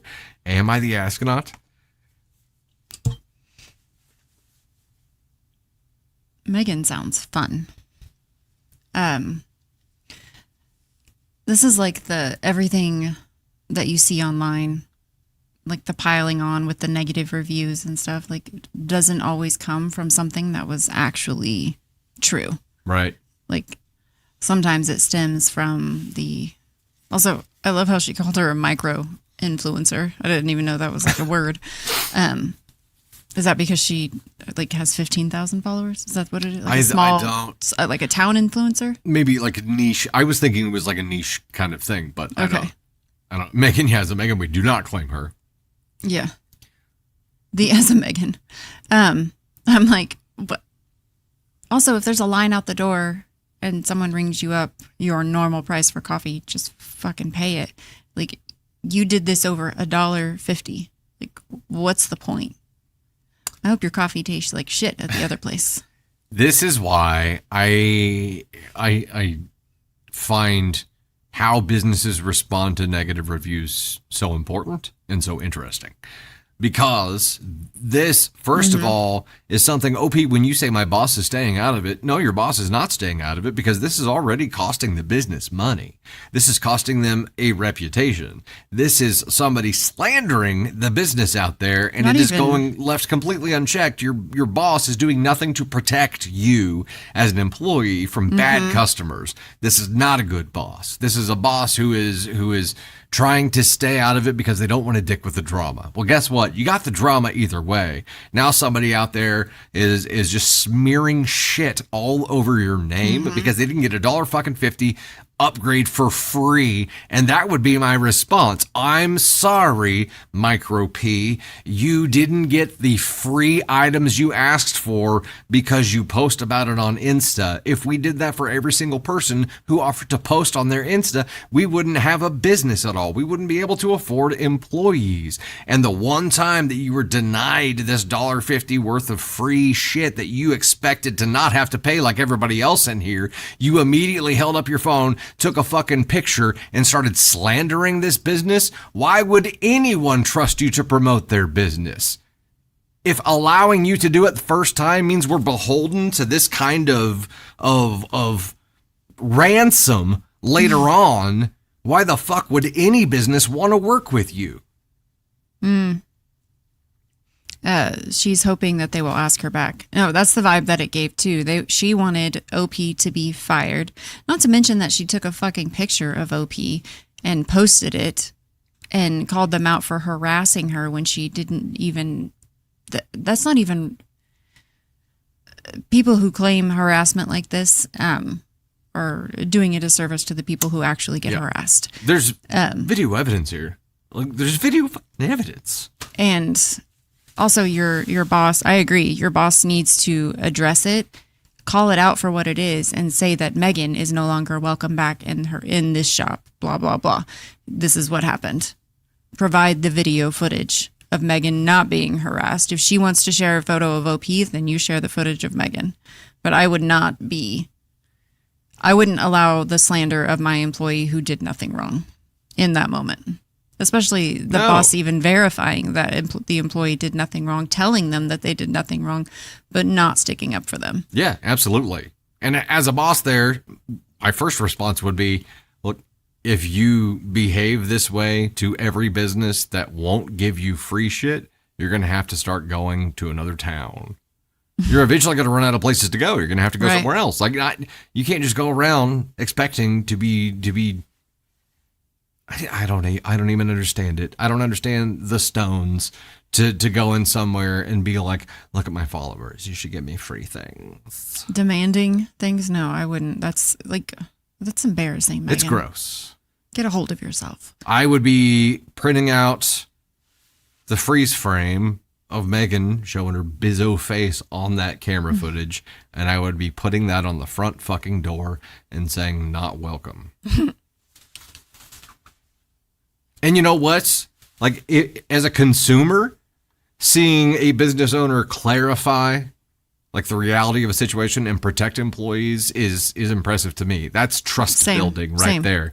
Allowing it to go unchecked is not trust building. That's admission. Right now, Bizzo has complete narrative control here, and it's just completely unchecked. So as far as everyone else knows, it's legit, which is why other people are coming in pissed off about it, and you've lost some regulars. Boss is like, I'm staying out of it. Okay, let's see how far that cowardice gets you. It's hard to be a business owner and a coward. I think when you don't address it, like you said, you're giving way to the narrative that has already been created. And so instead of addressing it, like the window to address that is very small. Because once that narrative is already established, it's going to be very hard to undo it. So I think once her side was up, the business should have shared their side of the story to protect their business from something that was completely false. Absolutely. Absolutely. Yeah, and I saw someone say, Kyrie's mom, the entitlement gives me the ick. Same, 100%. Like, I can't imagine, like, whatever, asking for it, whatever. But acting like this. Expecting it, and acting like this when you don't get it, 100% the ick. It's gross. Gross. LP, you're not the astronaut, obviously. You're NTA. I wish you had a better defense measure built in there with your boss. It is going to cost that business more and more and more until, unfortunately, every business owner goes through this. At some point, you have to grow a spine. You have to defend yourself, unfortunately, because everyone gets attacked at some point, and it sucks. It's not a fun thing to go through. Bizzo. This girl sucks. Delulu. Crystal said, sometimes rude customers ask for my boss's number, and when I tell them it's my dad and he would have my back, they leave it alone. It's like someone copying you. I wouldn't tell him when it's I my piss dad. him off. I'd just give him the number and be like, Good luck. Sure, it'll go well for you. Yeah. That's funny. Dr. Sweet's dropping the 5 said, I'm friends with some restaurant owners in town. I'm tempted to make a parody where I go in demanding free stuff because I have 98 followers on TikTok. You absolutely should. 100%. Yeah. Yeah, do it. It's just gross. I mean, I don't care how many followers you have. Like, just this behavior is gross. You have to say the number like really quietly. 98. I'm sorry, what was it? 98,000? I don't just 98. That's I just can't. I can't imagine. I can't imagine acting like that in public and like being like, and then doubling down on the internet. I would be so embarrassed of myself. It gives me Claire vibes from Schitt's Creek when she comes to visit. Oh yeah. And Alexis, was excited to see her at first and then realizes what an icky ick she is. Yes. Yeah. All right. We'll interlude here. Hey, Melissa Elliott, Myra Catalina, Holly Elizabeth, thanks so much. Canadian Shadow, This Girl is Poison, Marishka, Dizzy Blue Eyes, Vilma, Dizzy Blue Eyes again there, Bailey Chapman with the Hive Escape. Thank you. Appreciate it. You have a thought? Yes. She has a thought. Actually, I have a huge, it's Ava's birthday, so I'm going to share something so amazing. She got Employee of the Month at her job, which I'm so like over the moon, like so proud of her for becoming Employee of the Month. And I had no doubt that she would do that. Emerged from shell moment. Yes. She's comfortable, and she had the highest percentage of like, they have to push cards and stuff like that. And she had the highest, what is it called? Conversion rate for cards at their store. And so I was so proud of her, and she got Employee of the Month. And in the same day that she found out, someone at the register called her fucking stupid. And I was like, who? Who? Give me the name. I need a printout photo from the security footage. I need to see this woman who called my child fucking stupid. But she said the lady was trying to tell her something was on sale. She's like, and Ava was like, well, this part of it is on sale, but unfortunately, on the other shelf, these are jeans and they're not on sale. And so the lady was like, I can fucking see it. I'm not fucking blind. And Ava was like, I'm ringing them up, and I'm like, I helped set that up. I know that those are not on sale, that this part of that is on sale. And she's like, well, it's not my fault. You're fucking stupid. And Ava said the manager was there, and so she pulled her over, and the manager defended Ava and was like, we're not going to say that to my employees. We're not going to treat them like this. The jeans are not on sale, and backed up what Ava said in that moment. Nice. That's a boss W. Yeah. Which is rare. That's a rare thing, right? But she was okay with, like, Ava was okay, like, obviously bothered by someone saying that, who wouldn't, but she's like, it was handled. So there was a resolve. She said she left without buying anything. I was like, of course. Shocking. She couldn't. She got called out. Yeah. And I imagine it's easy for people to go up there and see a kid and be like, oh, for sure. Oh yeah, I'm going to push this kid around. I can't imagine calling a kid fucking stupid. Customer, I have 98 followers. And I'm going to use them. Oh, yeah. Yeah. I just can't imagine. But I'm so proud of her. I just thought in the same day, like she sent me that message. She sent me the picture of it at work and like they had it posted in the back. And then she gets home and she goes, somebody called me fucking stupid today. And I was like, who? What? How? And they took away my employee of the month. I was thankful that her boss backed her though in the moment and like stepped up and did that. Very much so. That's a big deal. And you know, it's over jeans. Like you call someone fucking stupid over a pair of jeans that aren't on sale. We always said that we advocated for our kids to wait tables because it was such great training in dealing with difficult personalities, and you know, essentially multitasking, crisis management, anticipating needs, communication, exactly, John. Clear communication, all the things. But she's getting a really good crash course in retail with that too. Mm-hmm. It's not, you know, not going to be the kind of pace, and I still think it'd be great for all the kids to do, but she's getting a healthy experience with dealing with difficult personalities, and that is a critical training for kids, I think. Yeah. By kids, I mean, you know, not something you teens, can teach. Young adults. Yeah. You have to learn it firsthand, for sure. Yeah. Absolutely. Yeah. All right, we'll dive into our next story here. 30-second interlude. Angie, Caitlin Bellizier Art. Pelletier, I'm not sure. Melissa Elliott, Myra Catalina, Holly Elizabeth, thank you so much. Appreciate it. We write it down, yeah. Terrifying. Oy. Okay, there we are. Sorry, lost my place for a second. All right, here we go. Am I the astronaut for not giving my ex's wife equal say and decision-making abilities for my kids? Is this the mom from the story earlier about the first period? Because that'd be crazy.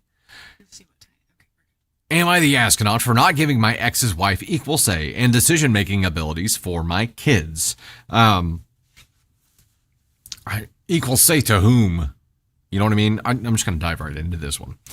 My ex-husband cheated and left me for his new wife. They have been officially together for 2.5 years and married for less than a year. He waited for the divorce to finalize before going public with her because he didn't want our kids, ages 9 and 7, to figure out he had been cheating. That's a very obvious source of conflict, but it's actually a source of double conflict. Of course, I can't stand either of them, him for cheating and her for knowing he was married with a family. She can't stand me because she believes that I should have helped them lie to the kids so they could be openly together sooner. The reason she thinks that is because X and I had a rocky marriage before I found out he cheated. He said it's why he went with her, but I don't believe him for a second. We had been going to marriage counseling to work on our issues, and in reality he was cheating and wanted to leave me while saying in counseling he wanted to stay. He and I share physical and legal custody of the kids. All decisions for and about the kids must be made together. He can include his wife in his part of the decision, but there is no ruling that I must include her equally, and I don't. This bothers her so much. Both kids do summer swimming lessons so they can keep up their strong swimming skills, which X and I have always felt is important because we have a lot of water around where we live. She wanted to change where they go for swim lessons this summer, and she brought it up to me, and I told her no. She wanted me to hear her out, but I said no. She got X to bring it up, and I told him my answer was still no. He said I should have let her speak about it, and I told him that if they agree on something, he can bring it to me. Otherwise, no, I don't need to listen to her. Another problem she has is their extracurriculars. She feels they should be doing a few different things than what they are currently doing. This was, again, something she wanted the two of us to talk about, and I said no. She told me we should have an equal say in this kind of thing, and I told her no. I told her if she wants her say to speak to my ex and we can discuss it, but she doesn't get a say with me. She also wanted to switch their pediatrician because her friend's kids have a different one, and she felt like it should be talked about and discussed because she gets to make decisions like this too. My answer was no, and even my ex's was, but he was mad that I wouldn't let her have that say. The way I see it is I have to co-parent with him even if he's a cheater, but I did not make babies with her, so I don't need to give her more consideration than she gave us when she became the other woman. It's all up to him if he wants to include her in his decisions and topics he wants to bring up with me, but I have made it clear it will not all be equal with me, and that I made the kids with X and not her. Am I the astronaut? Top comment here. You're the other woman, not the other decision maker. Don't get confused with your role. You owe this lady nothing. She can talk her trash boyfriend. She can talk to her trash boyfriend about whatever she wants. She doesn't get to pretend that you and her are equals here in TA. This could have gone one of two different ways. There's the, I'm not going to let you be involved in my child's upbringing because selfishly I don't want that, like mom in the first period story. And then there's this where it's the no, you don't get to jump in and start changing everything that has already been established just because you want to say. She also wants to change things to like where her kids are going. And I'm like, why don't you change your kids to where they're going? Like if that's what you want. But no, I think this is completely different than the other story. One being that she's going to biomom herself, not running it through husband. And then in the other story, it was the husband telling his wife to go pick up their daughter. So I think that's a completely different scenario. But I just thought it was interesting that there's like both sides of this. But no, I think 100% NTA. This, like, you don't automatically get a say. Like, and like this OP says, like, when he talks to me about Kieran and Brady stuff, that's a communication that we have together, but he and their mom would have final say. Like, whenever you guys make a decision on something, that's what happens together. Right. We can talk about it as a unit. Her and her husband can talk about it as a unit, but final say comes down to you two. Well, and he, make no mistake, is just trying to hedge against his own pain risk, right? Like, because if she's sick not of her allowed to bitching. speak her mind, he has to hear about it nonstop. This is on him. He's the real asshole here for allowing this to happen because he's just sacrificing you instead of, having a spine and standing up himself. You are moving closer and closer and closer toward a situation where you communicate only through one of those co-parenting apps, which is the bare minimum that your legal requirement is going to require. Yeah. And then there will be no reason to talk to each other at all. And then she has no way to reach out to you and to make these kind of requests. It's you follow the program and that's it. Right. She's trying to change their swimming lessons, their like after school activities, and trying to change where they go to the fucking doctor, all because he had an affair. Fuck no. She got with somebody who had kids with the immediate plan to just change their lives to be more convenient for her. That's not the way blended families work at all. No, just to run over biomom and be like, oh, well, we don't have to talk about her anymore. She doesn't matter. That's the vibe that it's giving. And it's like, and because she's not getting her way, her husband is now hearing her side of it and is sick of listening to it. And so he's still throwing his ex under the bus. I'm like, dude, no, I would be pissed, especially at this many requests to change things that they are already accustomed to. Like, they've already been through enough. Their parents divorced, dad got remarried, and now you're trying to just change everything about their life. For your own convenience. Convenience. Not for any benefit to the children. Yeah. Just for your own fucking convenience. Well, guess what? Blended families are not fucking convenient. They just aren't. It's complicated. It just is. If you don't think it's worth it, you shouldn't have gotten involved in this. I don't. And it's unnecessary. Like, it's unnecessary drama that this new wife, affair partner, whatever you want to call her, is starting for no reason other than to just. It's like she's trying. To have control. And the fact that she keeps asking like all these things, it's like she's trying to wear OP down, where eventually it's like enough is enough. But I don't know. Hold your ground, OP, because I'd be pissed. I would be super pissed. Just go to the app. Just go to the app immediately. You know what I mean? She at this point, she has no reason to communicate with you. You and your ex should be doing that. Yeah. So it's absolutely, and this would eliminate it. It's like, nope, sorry, it's all done through the app. You can click a button in there if you want to, Bizzo, which she would absolutely be stealing his phone and trying to do shit. Yeah. My last message would be like, I'm officially annoyed. Back off and don't message me again. Boundaries. Just boundaries. Crossed a line. Just boundaries. Blah, blah, blah. It is NTA for UOP. It's an unfortunate situation that ultimately is on your ex for allowing. I think it's this. He knows it's not right. He knows. There's even shit that he disagrees with. He still wants you to let her monologue. He is just preventing his own fucking pain. Well, sorry. That was a package deal too. Apparently it has teeth. Blah. She's trying to flex. Yeah, she got it. What is she flexing exactly? Violet dropping all the lightning bolts with the 417, getting ready to pass 60, and already hit a 738 up there. All the bolts. Vilma dropping the 92, Brittany stay-at-home mom, Cookie proud mama, Anakin's daughter, Shoe Knot, proud mama, Michelle, Sweet Tato, Bailey Chapman, Angie, Caitlin, Melissa Elliott, Myra Catalina, thank y'all so much. Greatly appreciate it. By win, oh, she won the husband. She controls the husband. Yes. By win. I thought about that. I'm like, congratulations, you stole him. But you didn't really steal him because it's on him too, right? That's on him. All of this is on him too for not seeing it, for not doing anything to stop it. He's just allowing himself to be manipulated there too. He's just a tool in so many ways.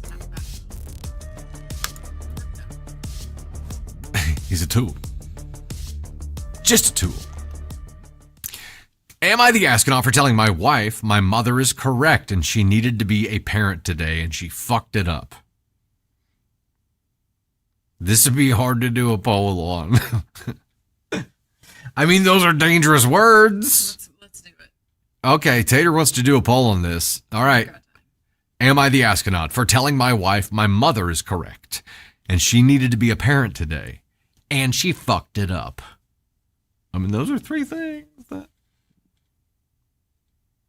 Dim's fighting words. You know what I mean? Like, there surely was a good reason for it.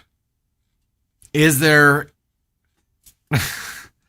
Caption Candy over here? Captain Caption. That's what I'm going to call you. Okay, we got Captain Caption over here who is having a hard time keeping this one together. I was looking at my shoes. I said, surely there's a good reason for saying all these things. And she's like, I was swinging my feet and looking at my shoes. They're cute. we don't need a lie detector test. Okay. We just measure the veracity in which she swings her feet. Oh, that's true. Going ESH, but stand by. Your ass is grass at home. These are dangerous things to say. That's all I know. And like, there better have been a good reason. Is the poll over? Yes, Better it be. just ended. ESH took it with 35%. This is a more even spread. Yeah, though. 20% went NTA, 18% ASCON 1, and 17% ASCON 2. All right. Well, let's find out. Mm-hmm. Closed caption face. CCC. Am I the astronaut for telling my wife my mother is correct and she needed to be a parent today and she fucked it up? I'm waiting in the airport and I need to know if I fucked up or not. This week, my daughter, she is in middle school, lost a classmate. My daughter has not taken it well, and overall, this is her first experience of someone she knows dying. The whole class was excused from school today, and the funeral is happening right now. I unfortunately could not be there. I tried, but my PTO was denied, and we cannot lose this job. I flew out of Wednesday night, and I am coming back now. Our daughter is a mess. She was friends with the girl that passed away. The plan was for my wife, she's unemployed at the moment, to take her to the funeral/mass and just be there. My wife is more spiritual than the average person and hates all things with the dead, funerals, viewing, and so on.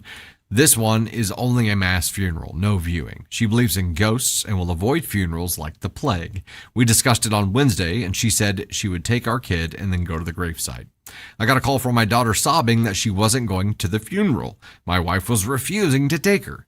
When I got her to answer words are hard.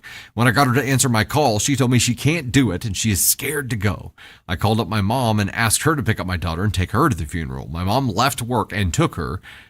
They're there now. I got a call from my wife after they left. She was crying because my mom tore her a new one. The gist was my mom called her a bad parent and that it is so fucked up that she couldn't take our kid to the funeral of a classmate. She wants me to make my mom apologize. And I told her my mom was right, that this was something that our daughter needed and she fucked up. That she wasn't acting like a parent because of her fear of the dead. All she needed to do was stay through Mass. We got into a huge phone call argument, and she's calling me a huge dick. My mom is apparently getting texts also, and I told her not to let our daughter know that we are fighting and if she could look after her for the day. She agreed. That's it. That's where we're at. So the question was, am I the astronaut for telling... Whoa, it disappeared. It disappeared. Am I the astronaut for telling my wife my mother is correct? She needed to be a parent today, and she fucked it up. NTA. And she said, and here, this is why for me, is he talked to her on Wednesday, and she said she would do it, and she would take her to the graveside service. And day of, she freaks out and doesn't do it. And this was... Like, I under normal circumstances, I wouldn't say this, but this was bigger than her mother's fear. This was bigger than that fear at all. This was about your child mourning the loss and learning about death for the first time. And instead of walking her through it, like, you let your fear guide you as a parent. And that's not a fear that you want to pass on to your child. Like, your child needs to know how to work through this, because as a middle school student, losing their friend, like, this is incredibly difficult. It's incredibly difficult to lose anyone at any age, but at this time period, like, and learning death for the first time, experiencing it for the first time, like, that is traumatic, and that is not something that you forget. And the mom just literally made it about her fear, and that to me is just so freaking sad. It would be different if she had not agreed to it. Absolutely. If up front she was like, Yeah. I'm sorry, I just can't. And if she had said that, I think he could have got his mom to take her. Yes. There would have been an alternative plan. But instead, she waited till the fucking day of, and then she was like, my fear's too strong, I can't do it. And I understand that fears are a very real thing.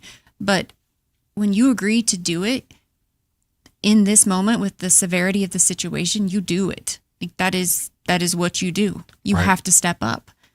And But look, if you find yourself in some kind of paralytic state and you're unable to do the thing that you already committed to doing, you find someone else to take her so that the kid isn't the one who suffers here, right? Not just tell her she can't go. It's Right. almost like you didn't want her to go because you were scared of what would happen if she went. Yeah. And it wasn't about, like, that is your fear, and you have to process that and understand that, but you should not be putting that onto your child. Look, and I was thinking about this. If she has a fear of funerals because she is fearing like the spirits of the dead somehow like coming back with her, it would make sense that she wouldn't want her daughter to go as well because they could travel back with her just as easily, right? So the plan seemed like it was always to pull this stunt, and if that's the case, she's even bigger of an asshole. That's speculation, obviously, but based on what we know happened here and the reaction afterward, what do you think, y'all? I was ASCON too. You definitely shouldn't have agreed to take her somewhere that you had no intention of taking her. What about the reaction afterward? Does that change? So I'm sorry, you were asking about mom, right? Yeah, asking about mom. Yeah, Okay, because we already said NTA for NTA dad. is OP is 100% NTA. I feel like mom agreeing to do something that she didn't end up doing is an ASCON 2 thing. What happened afterward? The demanding an apology. Demanding apologies and refusing. It's doubling down. She's doubling down. So she's not only blowing OP up about this, she's blowing up OP's mom. So ASCON 1 for any, or you get bumped down every time you double down. Yeah. So she's one more double down away from the black hole. This is one of those things where we all have irrational fears. We all have our thing. The problem is you committed either knowing you weren't going to follow through or you just couldn't follow through when it came down to execution time. Either way, you're the asshole for just offering up your child's experience as the sacrifice here instead of choosing to sacrifice yourself at all. You lost an opportunity to parent, to teach, to bond, and instead chose yourself. And unfortunately, that has consequences as a parent. So, I was thinking, you said everyone has irrational fears, and obviously mine is like small and closed spaces, claustrophobia. And I was like, this would be like me getting out of the storm shelter and making my children come with me because I'm scared that they could get stuck inside the storm shelter and like wouldn't be able to get out, and that's where they're gonna die. That's my fear. Yeah. And I'm like, you're putting your child in danger in a way of developing the exact same fear, and that's not something that I would ever like. Knowing how that feels to have that fear inside you and feel like it's something that's outside of your control is not something I would ever want to put on my children. Yeah. Well, it's not something I want them to experience. I guess this is one of those, you don't parent your child, your trauma does, right? Yeah. I guess it's one of those applications here, which is tough. But in this case, you can see very vividly how it's harming your child. Right. Boo. And that was like last night, like obviously like it freaks me out to even be inside the storm shelter, like very badly. And, but Ava is very Navy, not remotely faced by storms. And Kieran and Brady weren't with us last night, but Ava was, and Ava was like, she was tearing up. She was terrified when it got serious.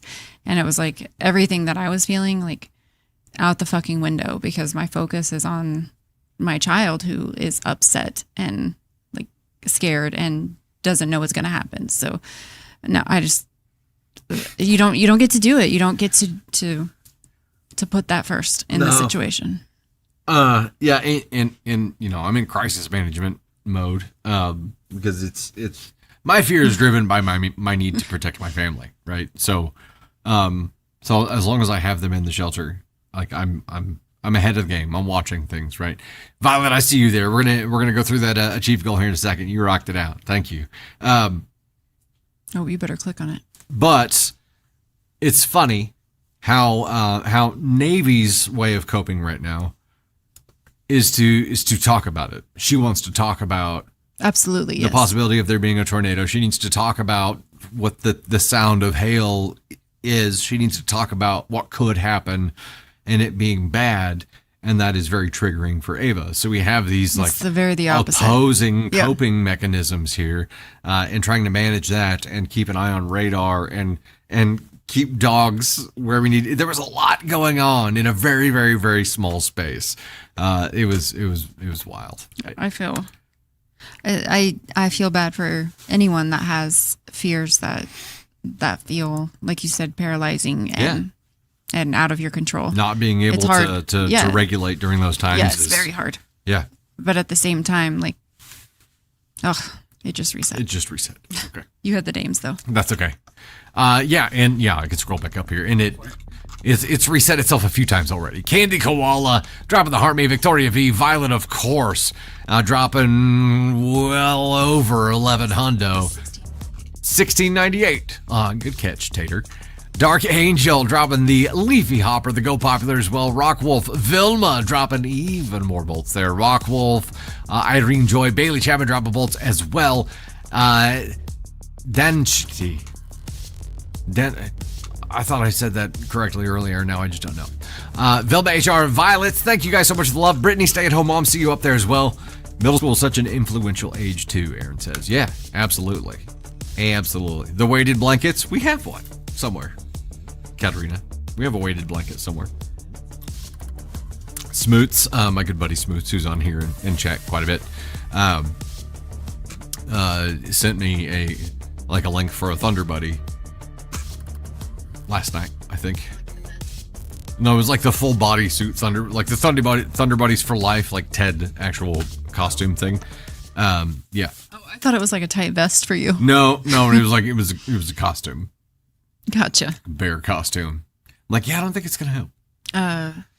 One time you and I dressed up as a thunderstorm. We did. And then we did a rhythmic dance. That video exists. Not lying. Somewhere. We pretended that we were a storm, and then the the cloud and the lightning bolt hit each other. It happened. It's like the whole I don't regret it. I don't regret plug thing. Only it was, yeah. It was a cloud and a lightning bolt. Yes. Ka-chow. I think that defines us as people. The fact that we safety pinned a cloud and a lightning bolt to 2 gray t-shirts, obviously gray. Yeah. And then danced and created a storm together with noises Yeah, absolutely. for Halloween. Why not? It doesn't even have to be for Halloween. That's just, Yeah. No, I don't have to remake it. I think I still have it somewhere. I have to go look for it. We'll revive it. We'll revive it. We'll find it and post it to the Dusty channel. Also, I wore a yellow headband because I felt like it represented the sun. Uh-huh. That's the kind of thought process that went into this. Serious. It was serious. And then Navy was born, yeah. Yeah, and then we stopped being fun. We're just tired all the time. No, that's how she was born, Dark Lord says. No, that's not true. My little storm. Oh my gosh. Okay. Should we know about your rhythmic dancing? We got moves. They're not great. But they're moves. Things move. Okay, we'll dive into our next story here. What are we on? 7. 7, correct? Yes. All right. A thunder shirt. Kyrie's mom, how do we handle that and not getting overwhelmed? Oh, there was overwhelming going on. It was just knowing that there was an end to the situation, I think, was there was light at the end of the tunnel, right? We knew this was a finite thing. We knew that the heightened state of stress that we were in wasn't going to last forever. It was going to end. So it was just a matter of getting there. Just getting there. Just keep your shit together and get there, right? That's the... Hold your bladder for 3 more minutes, Navy. Just 3 more minutes. It's like that, but with keep your shit together for 3 more minutes. Am I the astronaut for using my dad's underwear to make a point about the toilet seat? I don't like where this is going. Am I the astronaut for using my dad's underwear to make a point about the toilet seat? I'll dive right in. This has been going on for so long in my house that I feel like I need a third opinion. I, 21 female, live with my parents and younger sister, 13 female. We have a 2-bedroom apartment with 1 bathroom, thanks to old building layouts, so all of us share it. The problem is my dad does not lift the toilet seat when he pees, and he ends up leaving splash marks on the seat. Refuses to clean after himself, too. It is not just about how it looks, it also smells and makes it inconvenient for me, my sister, and my mother to use the bathroom, checking for stains every time. We have told him many times over the years to just lift the seat, but he refuses or ignores it. At one point, when my younger sister was younger, like 9, she used to sit without thinking much and got a skin rash from his pee. I was really frustrated, and it kind of blew up for me recently. I told my dad that if he kept leaving the seat dirty, I would start cleaning it with his underwear. He did not take me seriously, so I actually did it. Whenever I found stains, I used one of his clean underwear to wipe it up. I even used the ones he kept as backups. Eventually, he ran out of clean underwear, and the ones left smelled, so he realized what I had been doing. We had a big fight about it and have not spoken for 2 months now. Some relatives found out and are telling me I am making a big deal out of a small issue. Not a small issue. First, they refused to even address the issue when I tried to explain, and now they just explain to me that it's just a bad habit and he doesn't have. We should just make up and not spoil our relationship over this. My sister is also telling me to stop fighting, but I feel like this is basic hygiene in a shared space. I know using his underwear was extreme, but I had already tried talking about it for years and nothing changed. I will not lie, it has started to take a bit of a toll on me because it started this Cold War in my house, but I feel like I should stand my ground because if I don't, my compliance will spill into other things that are just not minor inconveniences. Am I the astronaut for standing my ground over this? Edit. Some extra context. Yes, I am an adult, but I live in India where you don't really start earning till you get a degree, which is at 22, or you are a laborer. I already have a job offer and will be moving out then, but it is just 1 more year for me. But I will have to leave my sister behind. Edit 2, a lot of people are suggesting to keep the seat up, and I agree it's a good preventative measure, but we need to keep the lid closed when no one's using it, because many things can crawl up the drain since we live in decently close proximity to a forest. Edit 3, to all the people coming after my mom, please don't. In a culture where a woman's life is defined by her father, husband, and then son, she has done the best she could. She came from a village where she was literally the first woman to have an office job. You know why? Because people did not educate their daughters since they would be married off eventually. She still supports us to the best of her abilities and has her own differences with my father. She did take my side, but I don't blame her for not being an active participant in this since she has her own issues to deal with. There's a lot going on here. I think OP handled it quite appropriately, to be honest. Indeed. Also, not cleaning up after yourself in the toilet, like turning around to look to see, make sure there is nothing left behind.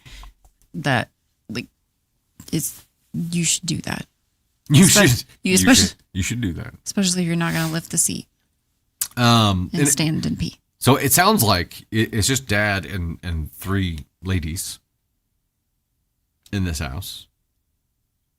Like you're the only male there. There are but 3 they live in females a there, culture where it's different. It's the males are prioritized. That's why it's hard to give feedback, right? Because I can only say, based on our experience, and if this was happening here, it's super not cool, and it's dismissive, and it's disrespectful. I think it is still those things. It is still those things, but culturally, that may be completely accepted there. I can't speak to that.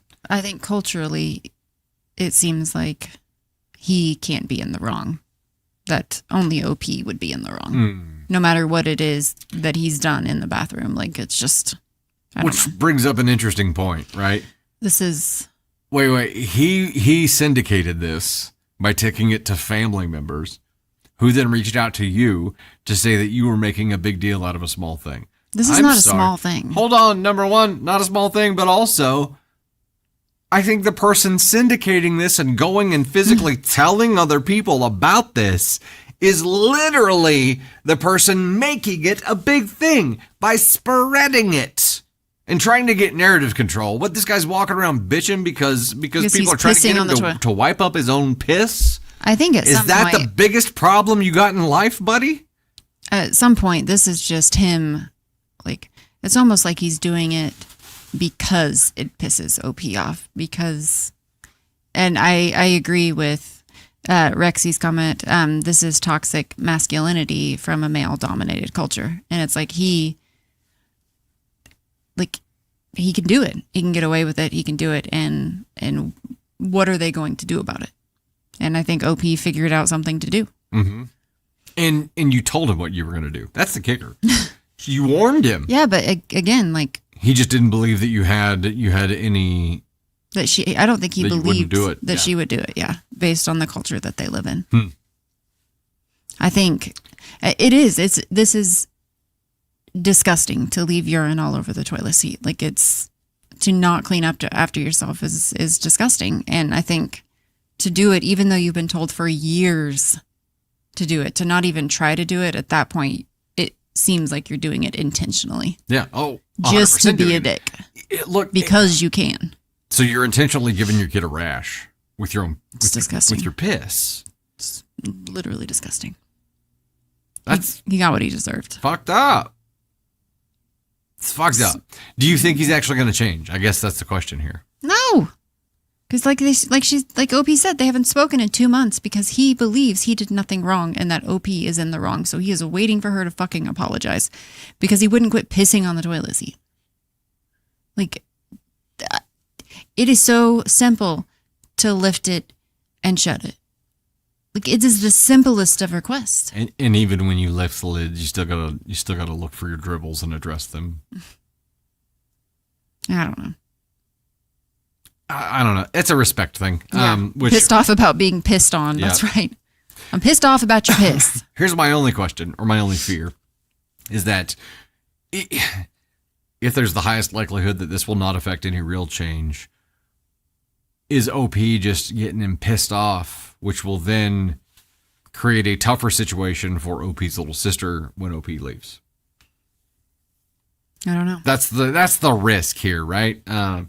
That's the risk, and that's probably why your sister is like, stop.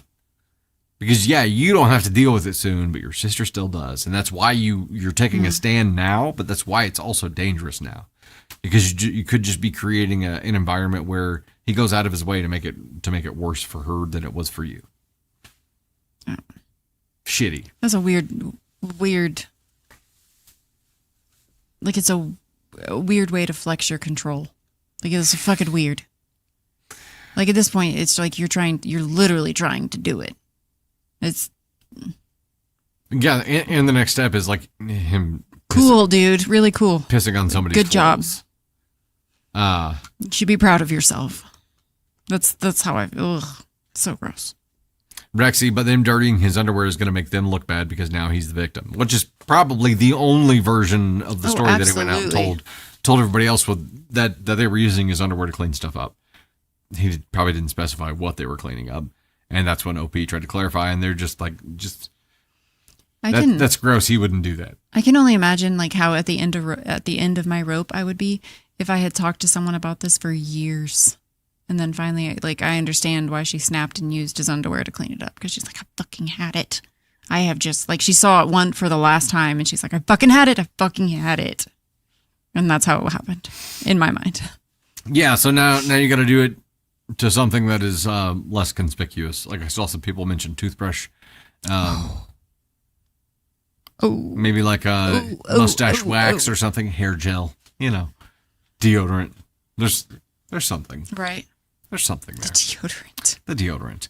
So no, it's an NTA. However, I do think if there is the highest likelihood that this will not create real change, it's just poking the bear when you're getting ready to not be there to feel the consequences. It sucks. It's dangerous. You know what I mean? It's dangerous, but still NTA. Still the NTA. And this means that we are to our final story of the evening, which also means that y'all know what time it is. It's petty revenge time. It's a little one. This is our favorite time of night, petty revenge time. Before we do that, let me do a little bit of catch up. Trisha, LaDonna, TNT, Velma dropping the hundo, and 2 bolts. Candy Koala, Magic's Racing League. Good to see you, sir. Candy Koala again there. Victoria V, Violet with more bolts. Dark Angel, the Go Popular. Thank you so much, guys. Yeah, last one already. It is 10:51. It flew by. All this talk about pee, like, makes me really have to pee, but I'm also thirsty and I'm talking a lot, so I have to drink water. There, you found a pick. Look, okay, here we go. Full screen candy. No? Okay. Full screen tater in 3, 2, 1.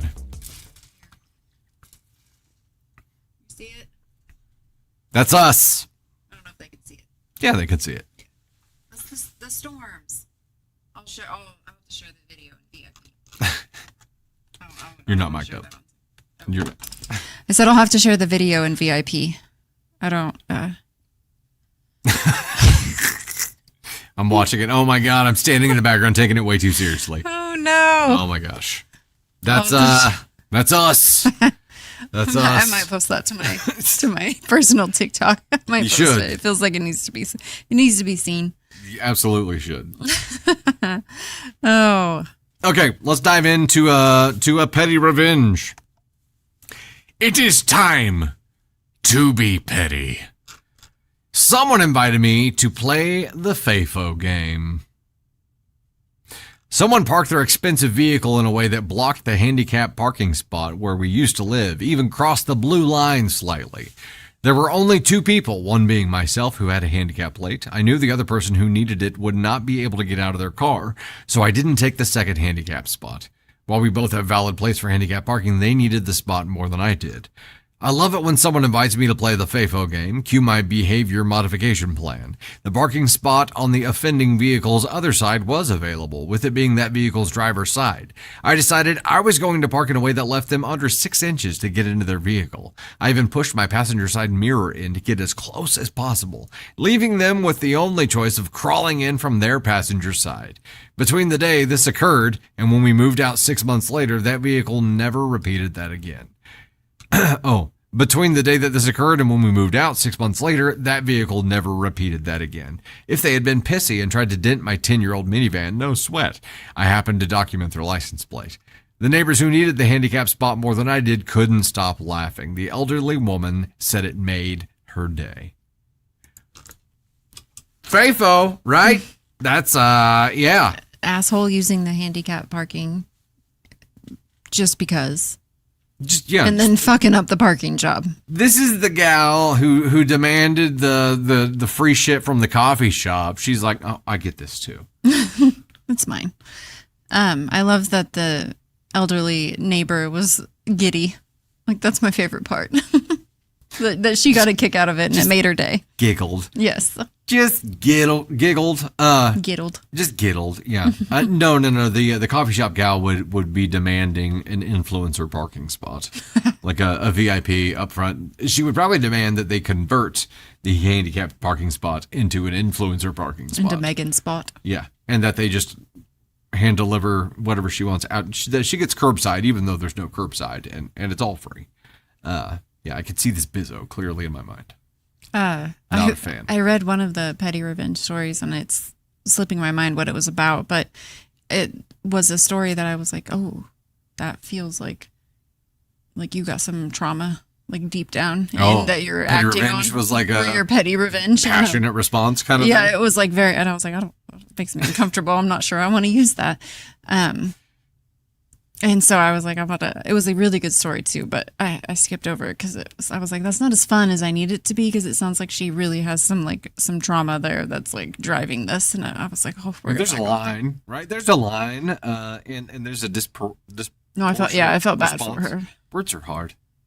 Disproportionate or yeah.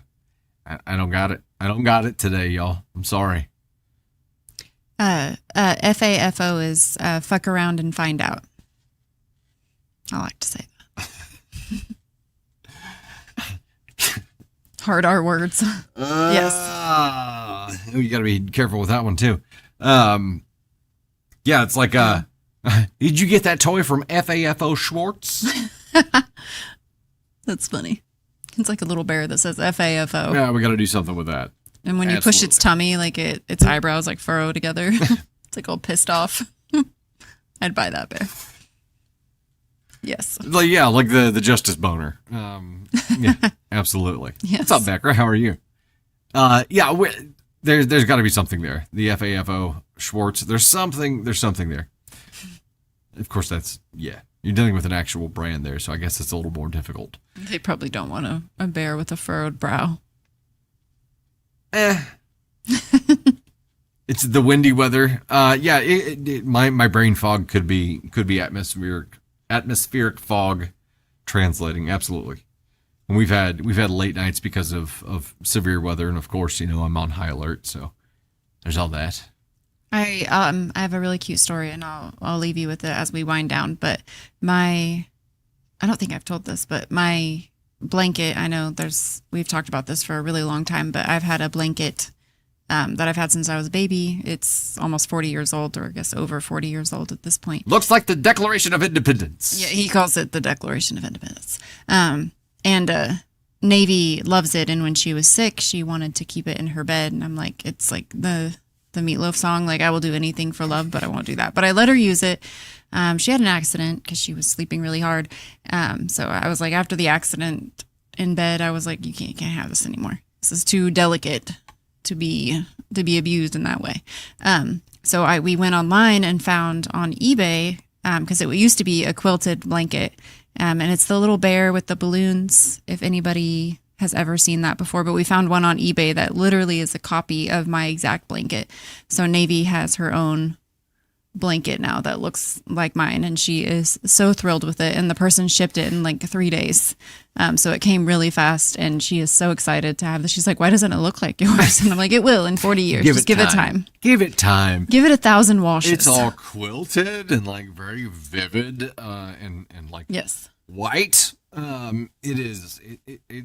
She is super, super excited. That I will show you too. Yeah, it is very sweet. And she is, if you can. Yeah, it's her. There we go. Yes. I know you can't see her smile because it's up close, but if anyone has ever seen this blanket, it's the best blanket. Aaron, I used to have that one too. They had yep, Hannah right there too. The I love that. The bears and balloons. And Dustin was like, wait, was your blanket quilted? And I was like, yeah. He's like, what happened to them? I was It's lost every single stitch yeah. of thread in that whole damn thing. Yes. You have yours too. That's so fun. Does yours look like the Declaration of Independence, Hannah? It's like you have to handle it in gloves and not in direct light. It has to be handled in like UV free, like red light kind of area. Yes. Dust free environment. Ava always had her own, so she never wanted Yeah. mine. She liked mine, but she never wanted it because she had her own blanket. Which is the funny part, because I thought at first when Candy was mentioning this to me that it was something that she like wanted me to get her for Mother's Day, to like have a reinvigorated version of her baby blanket. No, I don't need a new one. I got two. I found two. And there was one for her and one for Navy. And then she's like, it's not the same. I want the Declaration of Independence. I want my piece of thread. Yes, absolutely. It doesn't have the same qualities. And I'm like, okay, well, we have an extra one now. So the tentative plan is to save it for Blizzard, I'm so sorry. for future grandbaby. So we have An additional one now, yeah. that just now stored, which is Rexy, you watched National Treasure last night. You know exactly what I'm talking about. I also found out when I was telling my mom this story, I found out that she was actually the one that sewed that blanket together for me. Which is wild. Yes, and quilted it and did all of that. So anyways, it was very cool that she was, I found out that she was the one that put it together. I never had a thing like that. A blanket? No, I never had like Or a bear. a blanket. Yeah. So the closest thing I had was that little puppy dog with like the blue hat that I think It's a Navy. Navy has. Yeah. That's probably the closest thing. And I don't even know that it was like that's my dog kind of thing. It was just Something a that stuffed you animal liked. I used to have. I don't know. I didn't have a thing that I was attached to. I'm very attached to this. I had to like No. inform you about it early in our relationship. I was like, I have a thing. It's a blanket. It's very old. Please don't touch it. If you touch it, it's not going to be pretty. Oh, it's really funny because she'll see the dogs like or Sunny sniffing around behind her pillow on the bed. And she's like, "What are you trying to get? What are you trying to get?" And Sunny knows exactly what she's looking for. Sunny loves to try to shred blankets. It's like that's her Yeah. final boss blanket. Yes. She's trying to get there. I would lose it. I know. I don't want to deal with the aftermath of coming home to find out that Sunny has gotten a hold of your blanket. I would lose it. That would make me sad. I need to hide it Sad? better. I need to hide it better. Sad is what would happen day 3. The rage. The rage. Like there would be tears of rage well before there would be tears of sorrow. Yeah, it would be mourning a loss. It would be a funeral. There would be a Alright, trail that's of pee. Sunny, yeah, the pee trail of fear. Yeah, I need to put it up. Trail of fears. New fear unlocked. Sorry, I didn't mean to instill that in you. Lock and key. Lock and key. All right, thank you guys so much for hanging out with us tonight. It is always a blasty blast. We will look forward to seeing you Wednesday at the normal time, 3 p.m., but also Thursday, 9 p.m. for you, YouTube members. Yep. All Ready right. for that? We'll see. Yeah, we got this. We'll see you next time. Hopefully my brain's not foggy by then. You'll be good. We'll see. I'm going to make him sleep in tomorrow. Okay. I know. Okay, good luck with that. All right. Good night, everyone. Kira, thanks so much for the 5 cent. I bought a double of my blankie on eBay too, so I can put my original one inside because mine is so brittle. Aw. It's so hard. So wait, you put your original one inside the other one? I think, or inside a drawer. Oh, okay. Yeah. So you could keep it safe. Yeah. Yeah, that makes sense. A little bit of thanks as we head out here. Rock Wolf, Amy Castro, Melissa Elliott, Violet, Callie Knight. Thank you guys so much. Amber Ryan, Canadian Shadow, Caitlin. Thank you guys so much for all the love tonight. Always a blast. We'll hang out with you again soon. See ya. Have a good, safe week. And again, if you are in the path of this severe weather that's coming through, please take it seriously. You don't FAFO with that shit. See you soon.